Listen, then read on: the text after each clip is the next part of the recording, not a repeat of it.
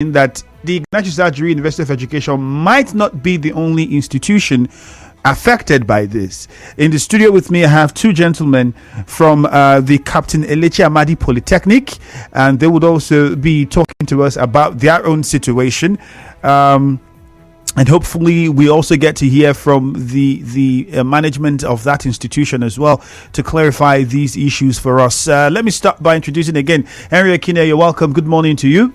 Thank you very much. Good morning, Andrew. It's quite a good moment to be here again. It's my pleasure. Been a long time. Yes, it is. And we have Mr. Priye and Mr. Henry with us in the studio, respectively. Priye, good morning. Good morning, Andrew. Good morning, Nigeria. And Henry, good morning to you as well. Okay. On the phone line, we have Mr. Clifford. He is a lawyer and also, rightly had said before, the coordinator of Defense for Human Rights and Democracy. Solomon Clifford, good morning. Good morning. Let me correct an information. I'm not a lawyer. Oh, okay. Okay. I'm a journalist by profession.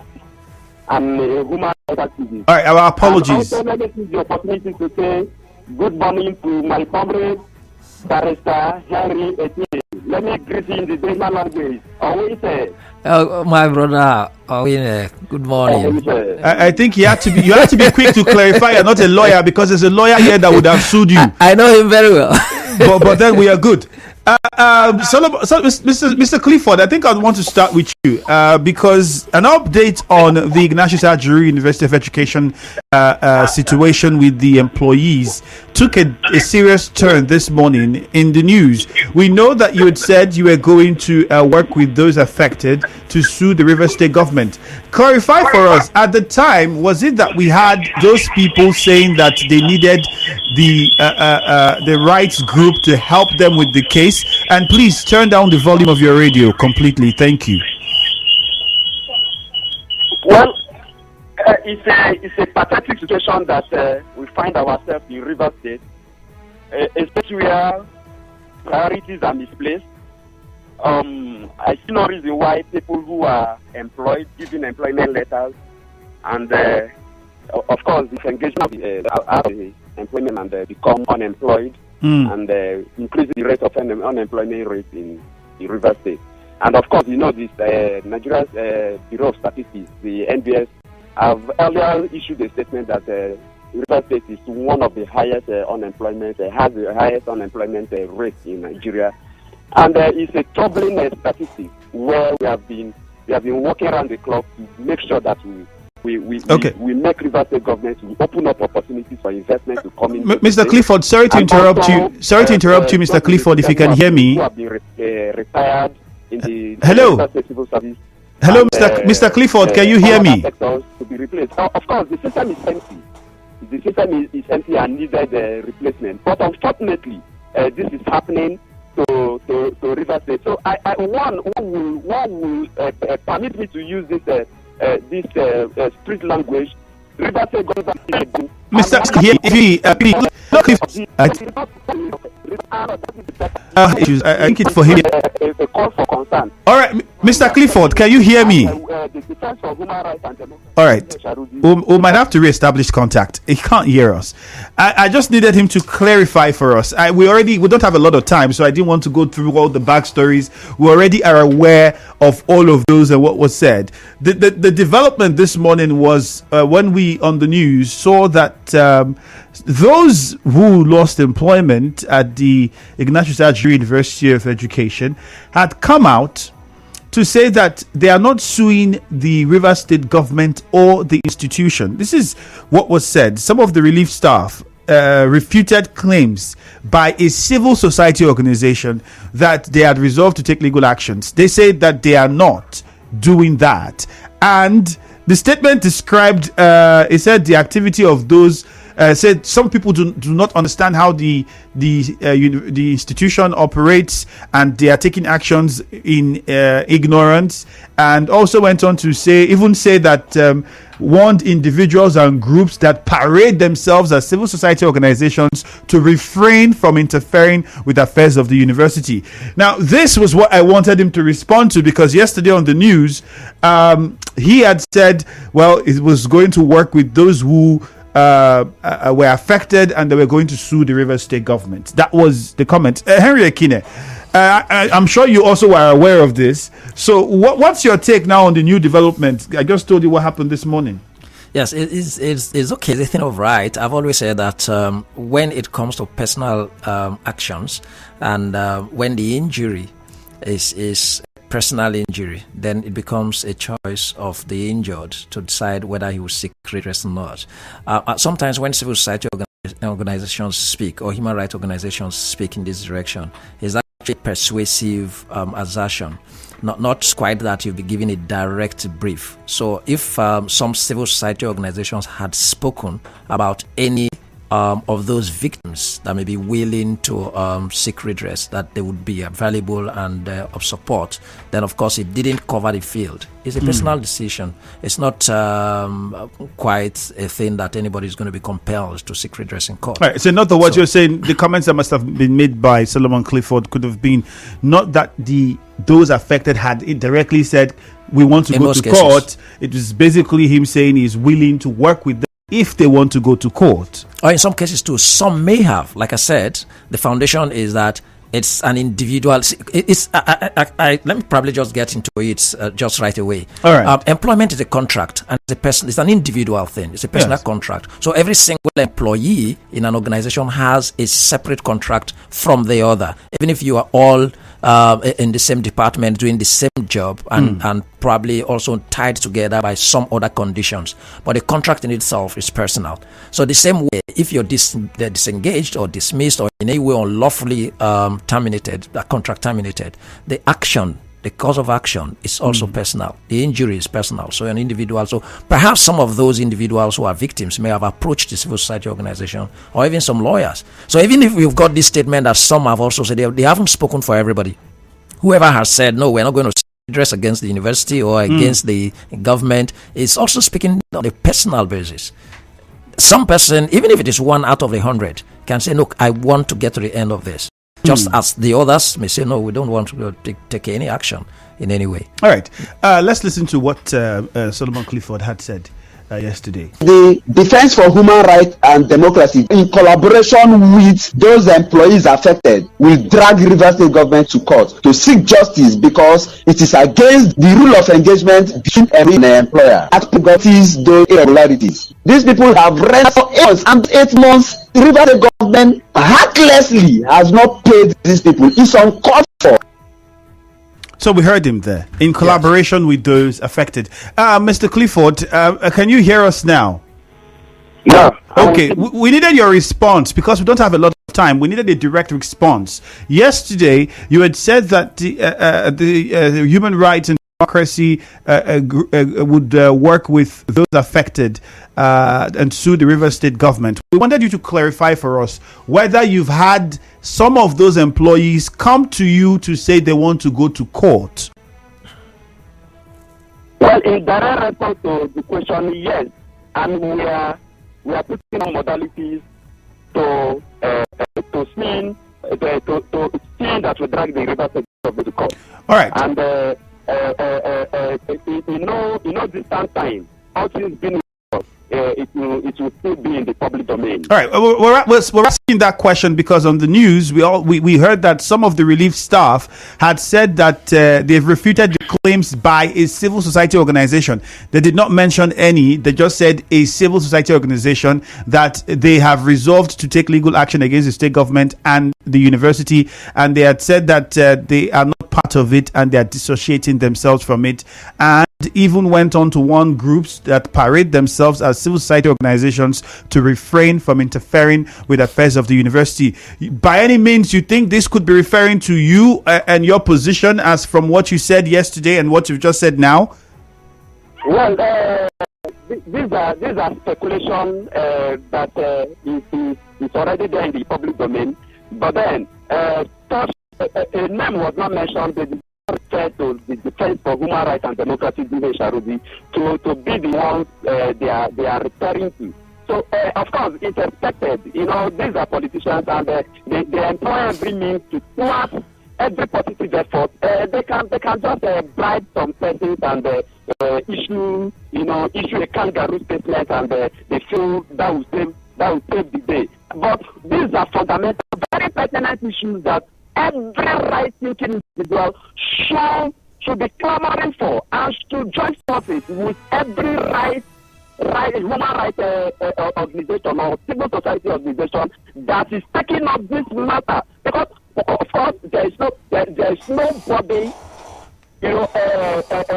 controlling us. We tell this is something an injustice to these people, and we have to step in. So we are taking the bull by the horn. So anyone who goes to the Rivers State government to take bribes in starting this effort, it is only God that can stop this proceeding. If not, the target will press, and we know that victory is sure. We will get justice in the court of law. Of course, the judiciary will still have some level of hope on the judiciary that they will do the needful and they will serve justice to this matter. And in this circumstance, we call on the judiciary not to compromise. We want them not to compromise, because if we face any compromise or any abnormality in the process of prosecuting this matter, we will take it up to the highest level. And we are asking that the judiciary should be fair in discharging her responsibilities when it comes to every matter that is before them. All right.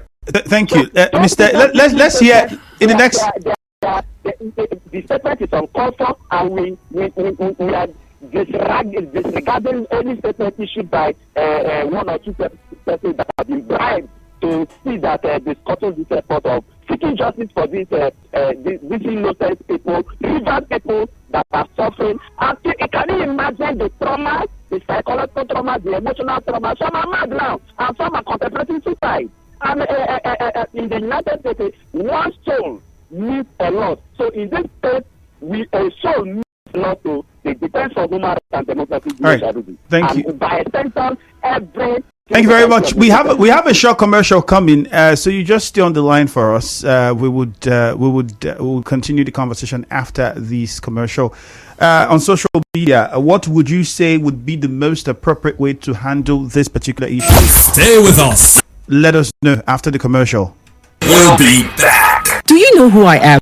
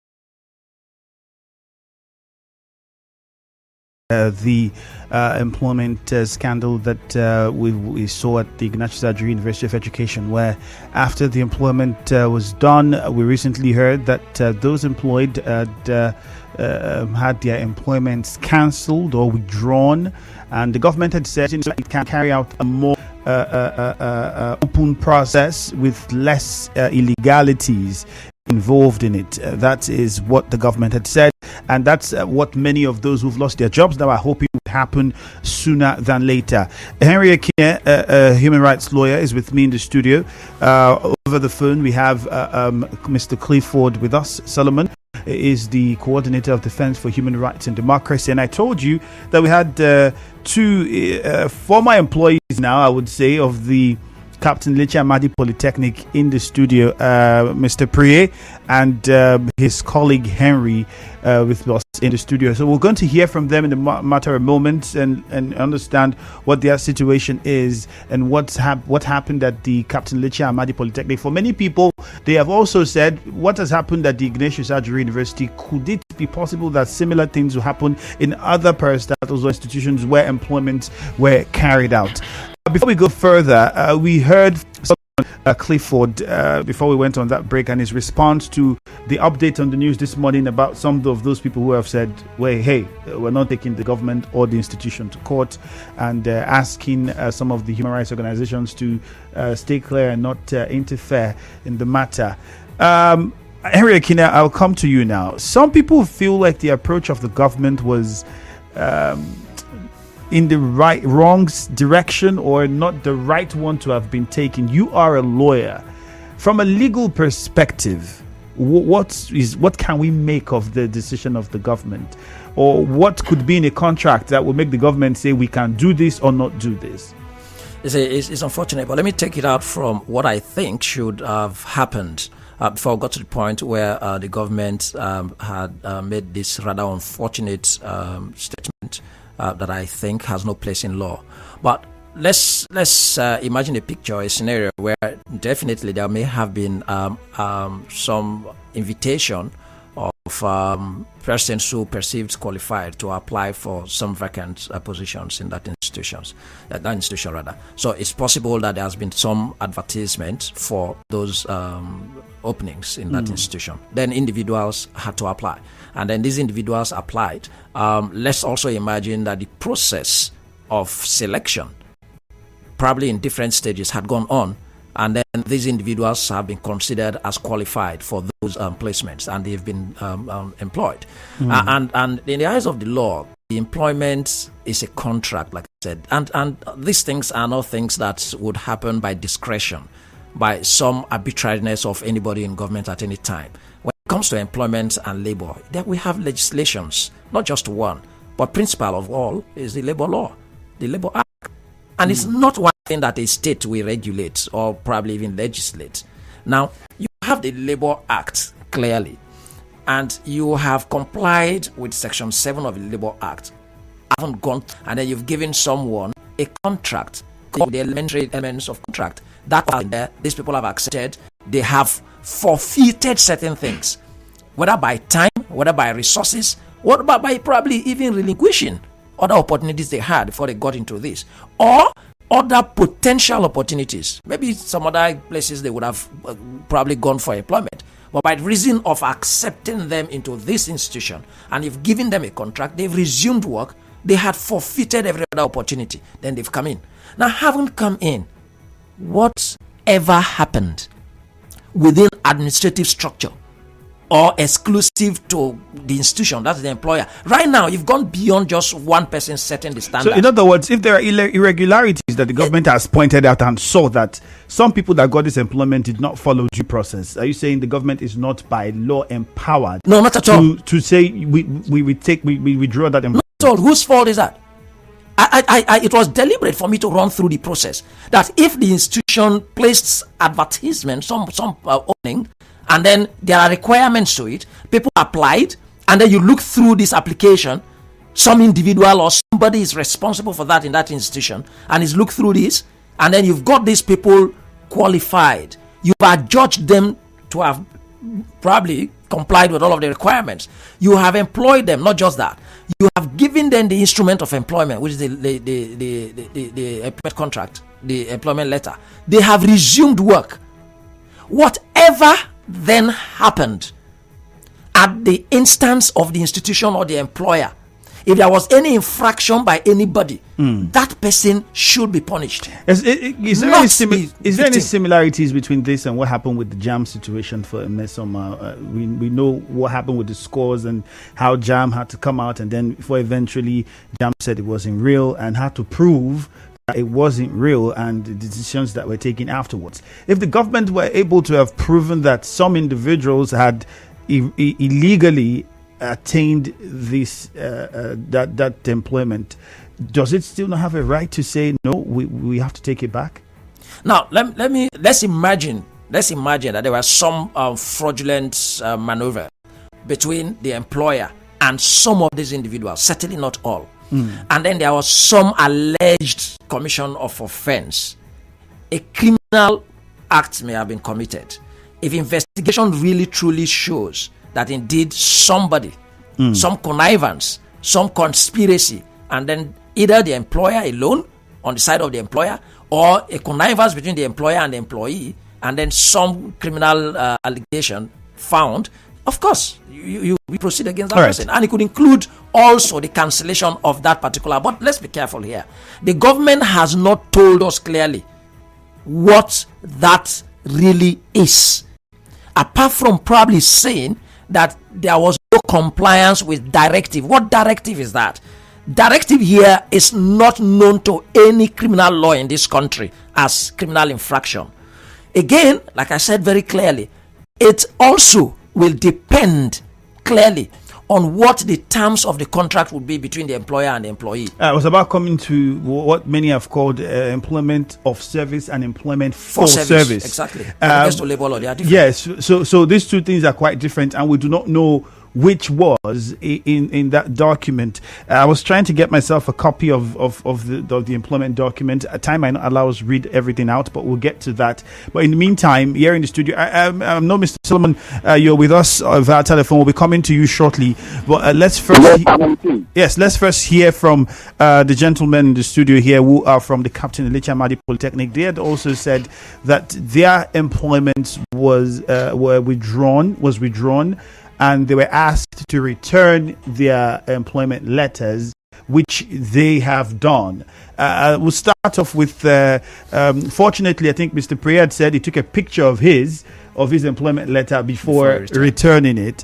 So perhaps that will be, if he decides to, people would have to look at it and said, let's start with Priyad. Mr. Priyad, welcome. Thank you very much.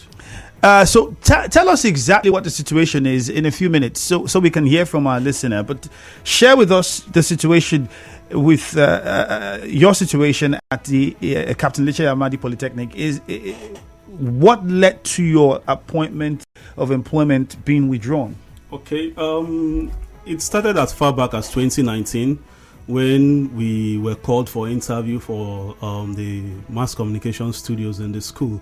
That the school wants to employ people to man their radio stations, but first of all, their studio was not up to standard, and MBT won't give them accreditation if the station is not up to standard.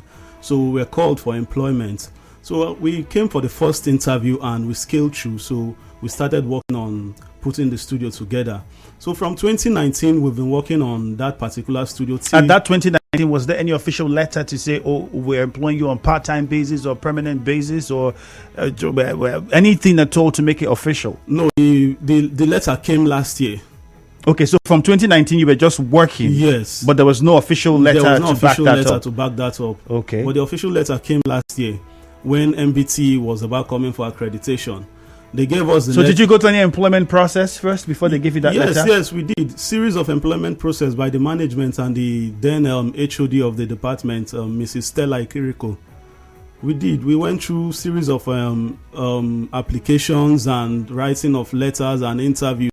They also brought some persons from Bori Polytechnic also to interview us, which we scaled through all those interview phases before the MBT people came for accreditation. So after when they gave us the employment letter, we had to present to the MBT. This was what year were you given this letter? November. When? November. I think that was around 15 to 20 something of November last year. Was it 2022? That's last year? Last year. Okay. Yes. So when these MBT people came for accreditation, we stood in because the agreement we had after the interview, after the series of interview, was that when the employment starts proper, we that have been there working with them in building the studio will be considered first for employment. That was the verbal agreement we had with them. So when they gave us the employment letter, I read it myself, and it stated that we've started working with the institution. On what? What is it? On a permanent? On permanent basis as technologists. Okay. As technologists in the school. So after the accreditation by MBT, we were surprised when we were asked to return these employment letters. When were you told to return the letter? When you asked to return the letter? No, still that November.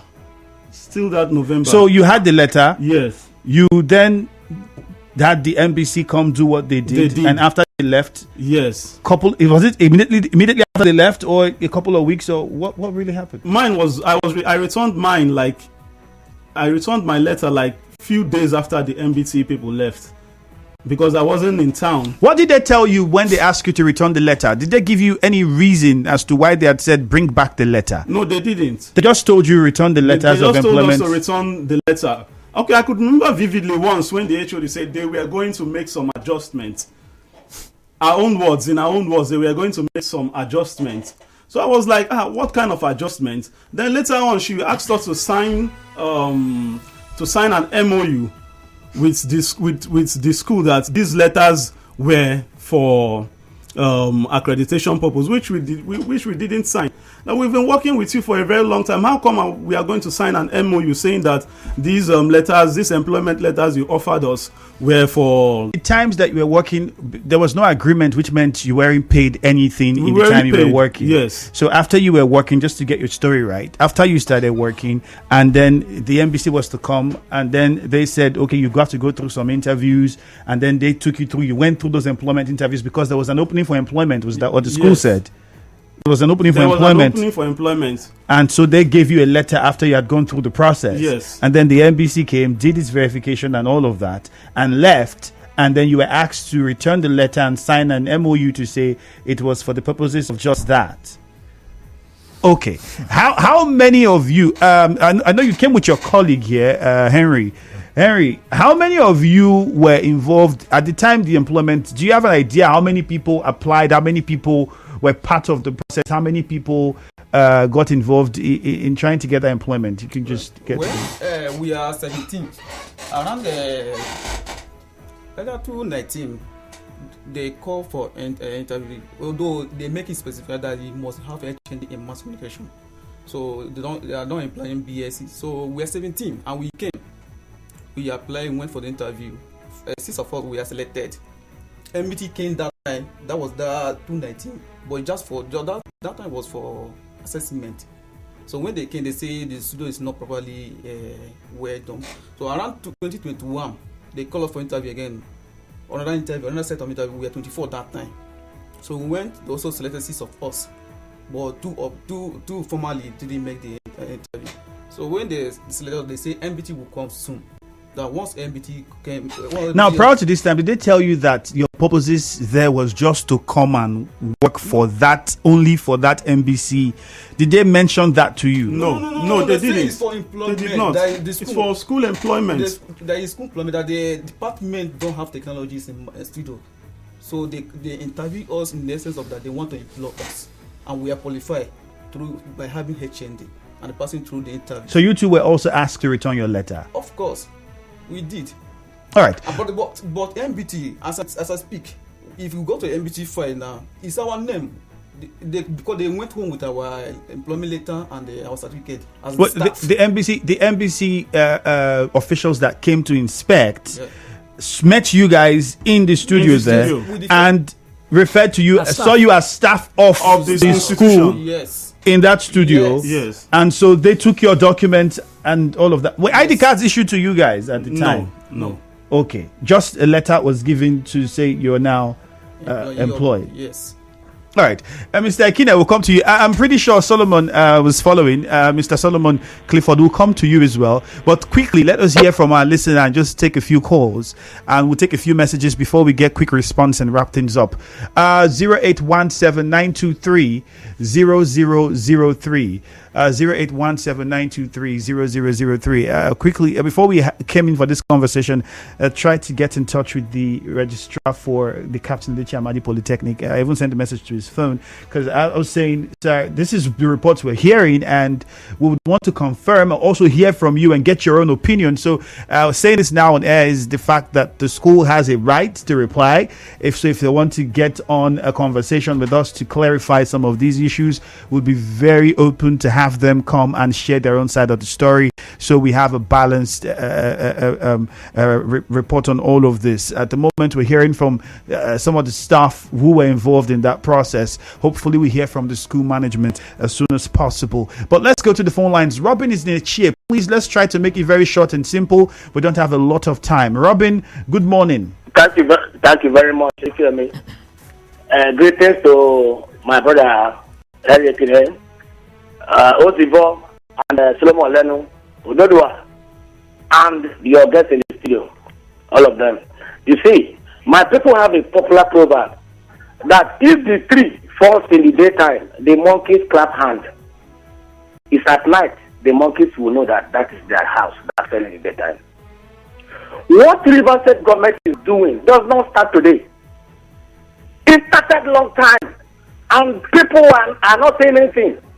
And each time I have the opportunity to speak, either in your station or sister station, I said those our elders and leaders of the state, the clergies who are keeping quiet, when the time will come, it will consume all of us. And it has started. How do you reconcile a situation where a state government will give a employment letter to an individual who has applied based on the advertisement and employed after going and started work? The government will say, go home and die. And they are not talking. It happens in River State Road Transport Management Agency. An agency that was created by law number 6 of 2009. The former governor, Ekine, was the chief of staff. What are we saying? You know, when I say you talk, you die, you lie, you die. Choose. The government of the day should be asked to do the right thing. Today I am hungry, as said by the former governor. But God living, I'm still alive. All right, so Robin. many of Timaris are dead. Look at the lecturers at the Body Polytechnic. Robin. They got judgment. The demonstration school, they got judgment. The River State government refused to pay them. Let's go. We now go to Bori. How come a daughter of a former governor of River State is now working as a commissioner? We now go to Bori, Robin. Thank you very much. Akanto in Bori. Good morning. Straight to the point, please. Good morning, my friend Andrew. How is your day, sir? Go ahead. We don't have a lot of time. Yes, the advice and the issue I told is pathetic. But I want you ask question: what way can you resolve this issue? I've seen a Captain Elechi Amadi Polytechnic, even formerly Councillor of Polytechnic. I would suggest that political solutions should be applied. Just like what the last caller said, we have prominent citizens of River State. We have them across the ethnic bloc. Let's call them and look at solutions. If the management of the international education as the people who orchestrated what led to this, what we are seeing now, the registrar, the VC, the registrar, and every person that are involved in this mess should go down. And again, the Captain Elechi Amadi Polytechnic, I am aware, two of my course mates, we graduated 2017 as a candidate based on Polytechnic Board, Mr. Nwobodo from Ekine local government, and Ruben is a Navy staff now from Popokoro, went for that NBT accreditation. And I know I attended a Polytechnic, Premier Polytechnic Board here. What they normally do when NBT is coming for accreditation, they do hire, I'm still saying it's free, they hire those experts, those graduates of mass communication, and graduates from the Department of Mass Communication. And they do under the NBT, they will give you issue temporary something as if you are a staff of that school. Then they will pay you on that temporary, that 2 or 3 the other 1 week. After 1 week, they will let you go. Except when the school will call for employment then the law invite you because you have rendered services to that school. So now it happens. Even currently, two of my all right, I can't tell. We don't have a lot of time. Thank you very much. Gokana now, promise on the line. Okay, well, let's start call. Let's take Pius in MOI. Hello, Pius. Good morning. Yeah, good morning. Yes, go on. I am not very happy about hearing that a group of people were employed after 6 months, 7 months, and were told to withdraw their appointment paper. It is quite unfortunate. It is what we have been saying in this state government. See, let me let you know, when a she-goat is carrying friends, when a she-goat is carrying friends, it begins the watch down. You cannot be a governor for 30 years. You cannot be a governor for more than 20 years. It is too much. They all are employed. What is the reason of sending back their appointment paper? What does that mean? It is quite unfortunate here in River State. All right, Pius, quite unfortunate. Less than 4 minutes, if not 3 minutes, we should be wrapping things up. We have a commercial. Something I want to clarify, Priye. Did by any time the school authority or anyone had said to you guys that, oh, we only need your services to just work for the purposes of this MBC, afterwards, that's it? I am stating it emphatically on air that nobody said that to us. We were called for interview to work with the school. We were called and we were interviewed by the management of the department for the purpose of working for the school and not for a certain period of time. All right, and you still have a copy of that employment, soft copy of it? No. Okay, I so don't the one, have it. the picture of the one you took, where do you? My phone was stolen when I went to work in Delta, so it was in my former phone. Okay. So I don't have the copy of that employment letter anymore. All right, so you don't have that copy. Then it makes it quite difficult then to present something to say, well, this was the letter that was given to us. Since you've submitted that back, is that the case legally? What is the situation? Because now we can't say whether it's true or not. We would also have to hear from the school. But from what they have said, what's your opinion in just 1 minute from a legal perspective? It's unfortunate from a legal perspective. All of them, both at the Ignatius Jewelry University and the Calculation, those who are victims have the reasons that there's a contract. And once there is a contract, parties are bound to the terms of the contract, whatever it is. If you have any defense, go to court. I'm going to explain your defense. Not allowed for any state to stay in. But then, sorry, very quickly about the evidence thing. Yeah. Even if you have a piece of document or evidence you want to rely on in any matter, and it's in the possession of the other party and you don't have. Okay, because they have said that the NBC came and even the institution would have. There's no way institution will issue a document to someone they won't have their own. So I've lost my own. All right, this is what you have. Solomon Clifford, we're already out of time. So a few seconds, please. What's your take? Well, it's unfortunate that the River State government is now a 419 government where. We don't know if the River State government is aware of this. That's also another thing we should clarify, because the individuals might be acting on their own capacity. So we cannot outrightly just say that the River State government is behind it or is aware of it. The River State government, there's nothing done in these institutions that the government is not aware of it. They take directly from the government. So they act by what the government tells them. Unfortunately, Mr. Clifford, apologies, but we're already out of time. We have to go. Thank you, gentlemen, for being a part of the conversation. We continue with your messages after the commercial. The end today.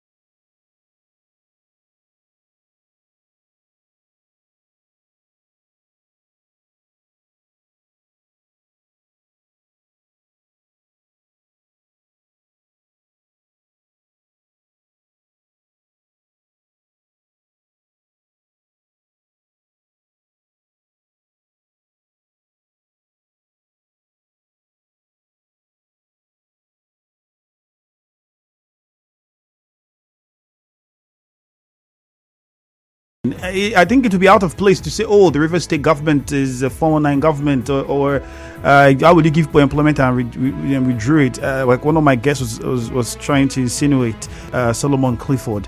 I think that would be very untrue and unnecessary. Unfortunately, he's already not on the show, but then just to say this, it is not the Rivers State government that coordinates the employment. There are boards in these institutions that are responsible for that. And the government must not be in the know of what everybody does in such situations. Sometimes you don't know what these people do. And perhaps it's one of the reasons why the government might have found out certain things that made them say, we are pausing this employment, or we are taking back this to do it again in a more coordinated manner. Popclean says the cancellation process shows high level of irresponsibility. Destiny Akiri says an external body should recruit. Emeka Ubani says, my own suggestion is that when did state government find out that the employment was full of irregularities? The employees have rendered services for over 8 months. This is highly condemnable. This person says is watching from Ebonyi State. Ovunda Dickland, good morning. Thank you very much. This one says, good morning. How can someone relinquish his or original employment letter to the employer or any other person without keeping a photocopy? That is a big blunder. Eric Chooks. Well, we also heard them say that the NBC who came had copies of those, their details that they went with. Well, we'll still wait to hear from the Captain Elechi Amadi Polytechnic authorities. I'm sure that they would have a response to this and would have to clarify the situation even better. Until that time, well, we wait. My name is Ifeemi Andrew. Thank you very much. Jude is on the corner for Hello Port Harcourt. The news at 9 is next. You are tuned